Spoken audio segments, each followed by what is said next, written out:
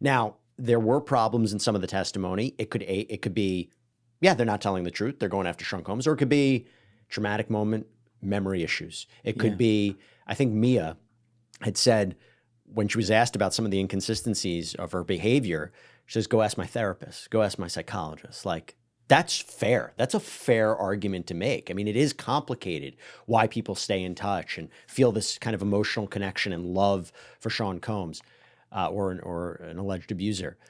Sometimes it looks a little strange. Like with Jane, look, Jane, you couple the idea of she had messages where she was trying to set up these Wild King nights. She was expressing her love for Sean Combs. There were messages where she clearly expressed her reluctance to engaging in any of this, particularly after Cassie filed her lawsuit. She came out, text messages to Combs where she's like, I feel like a victim. I feel like the same way. Like this woke everything up to me. Okay. But she's still getting her rent paid by Sean Combs. That's not great. She was with him right before he got arrested. Oh, in 2024? Yeah. Like 2024, like 2024. Right before. That's what complicates the conversation. Now, here's the truth. Here's the truth, Julian. He was acquitted, and look, he's innocent. He was innocent until proven guilty. He has a right to put on a defense. The prosecution did not meet their burden. Here's the truth. He's facing 66 lawsuits right now. Alleged accusers, they may feel that after this criminal jury didn't believe it, they're not going to move forward with their lawsuits. They may say, you know, if Cassie wasn't believed and Jane wasn't believed, am I going to go on the stand? Wait a minute, though. Yeah. This is different, though, because you're talking about civil court. In criminal court, the burden is on the government to prove 100%. In civil court, all they got to do is like get 51%. Yeah. That's true. By the way, with his cases, and by the way, it hasn't stopped. I mean, even after the verdict, like even towards the end of the trial, he's already been hit with more lawsuits. But here's what's interesting, what I think he's going to do with it. Because now he has to tackle these, aside from what he'll be sentenced to, and we can talk about that. But basically, with his civil cases, one, I think he's going to a lot of them have filed lawsuits against him when they're Jane Does or John Does, so they're not being identified. Civil court, you don't have much room to do that. You have to really show that it's a danger for you to proceed. And so I think what's going to happen is he's going to first try every single which way to expose the identities of these accusers who are filing lawsuits against them. And if he can get the court to agree that these people can't proceed under a pseudonym, they may drop the case. They may be like, I don't want to be exposed. I don't want to continue anymore. That's one. Number two, he's going to probably file motions to dismiss half of them if he hasn't already. He's going to have to take each case piece by piece, but you also have to imagine, unless he agrees to some sort of global settlement, which I don't think he will do, he's going to try to fight each one of these, and you wonder whether any of them will go to court, and we're going to see something like this, maybe in a jurisdiction where there are cameras, although right now I don't believe that there are. I think they're mostly in New York. It's still like, to your point, it does look like he just beat the system, and he's this powerful dude, and he was so guilty in the court of public opinion, and then he won, and this is a guy who loves to intimidate people. He's done it his entire life, and it like... By the way, let's go back to that. The third witness they couldn't find. That is so sketchy. So weird, right? Like, particularly in this case. Do we know that she's alive?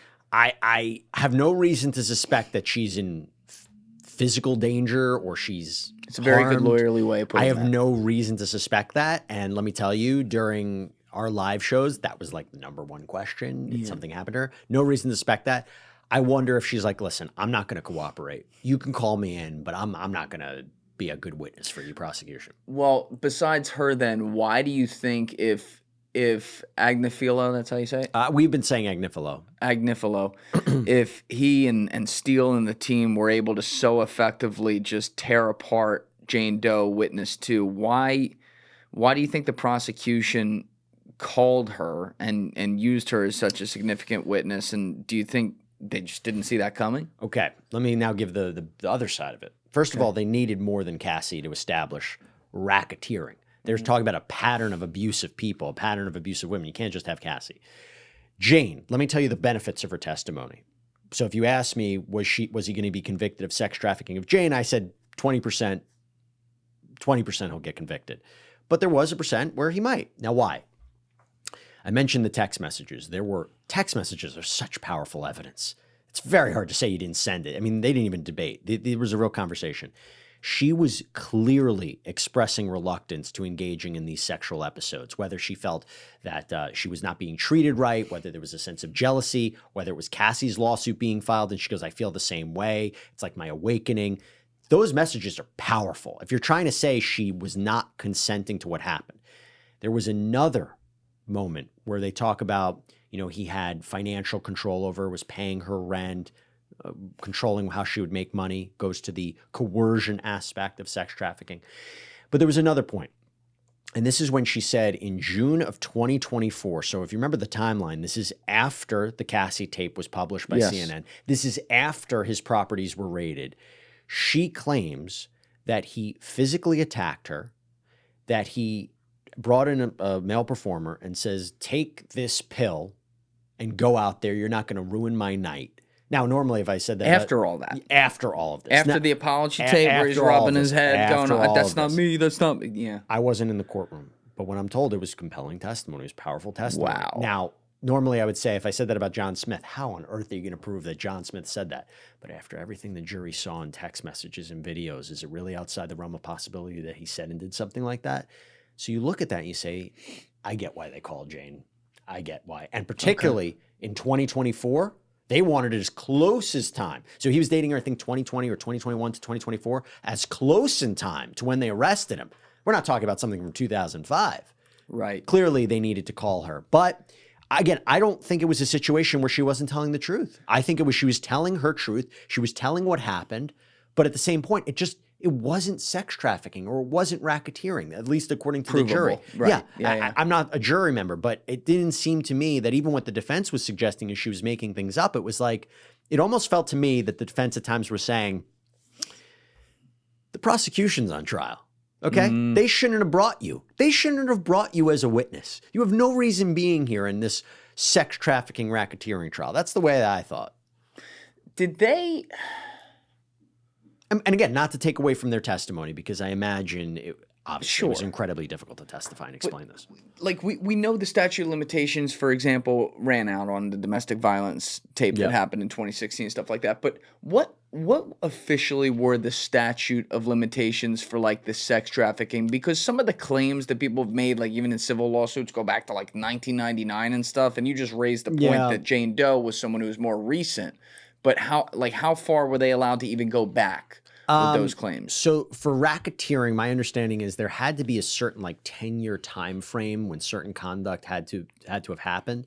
I think I'm right about that. But from the civil context, the reason this all started, the reason Cassie filed her lawsuit, and the reason we've seen a plethora of lawsuits, particularly in New York, is there was a change in New York law where there was a look-back window. It was a 2-year look-back window. There was a specific law that was passed where you had 2 years to file a lawsuit against your abuser, against the person who assaulted you, even no matter how old the claim was. Even if it happened 20 years ago, you have 2 years to say, because they wanted to give people an opportunity. They said, look, our understanding of sexual assault has changed. Right. People will not come forward. They might feel scared. They might not even recognize they're a victim until after they get therapy. So we're going to give people a 2-year look back window, like a grandfather clause almost. To file a lawsuit against your accuser. Now, on one hand, you could say, wow, that's great. Gives them a legal opportunity. Sure, we can't bring criminal charges on that because it's too old. But as you said, civil case, very different. It's great, but then you still have to prove it. So if I'm saying something happened in 2000, it's much difficult to prove that something happened in 2000 versus 2004. So it's catch-22. You might have more people filing lawsuits, but maybe there's a lack of video evidence or text messages or witness availability. So it's not an easy case. Thank you guys for checking out this clip. If you haven't already subscribed, please subscribe and hit the like button on this video. It is a huge, huge help. And if you'd like to check out this clip's full podcast episode, that link is in the description below or right here. And finally, you can follow me on Instagram and X by using the links in my description below.